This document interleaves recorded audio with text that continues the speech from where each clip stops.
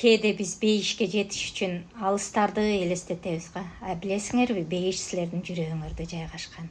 Ар бир нерсени ушинтип сүйүп кабыл алсаңар, силерди бейишке жеткирет. Мен болсо бүгүн силерге бул тепкичтерди мактанайын деп атам. Бул тепкичтердин саны 3922 экен. Гонолулунун так ортосунда жайгашкан.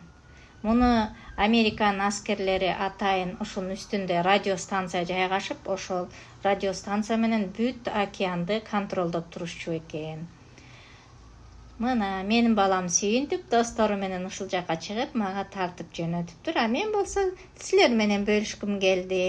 Бул ушул Гонолулу штатынын так ортосу.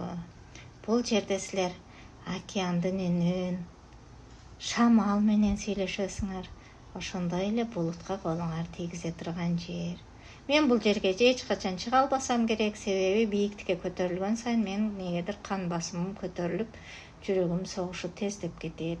Мен наркы водопадтын да жарымына чыгып али толук чыга элекмин. Мен водопадка жетишим керек биринчи, анан бул жака. Карасаңар бүт баары алаканга салгандай сонун көрүнөт.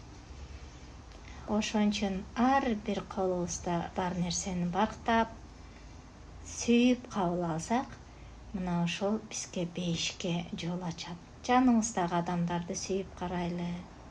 Мына кайра жөнөштүм, мына жерди карасаңар бирөө келип атат.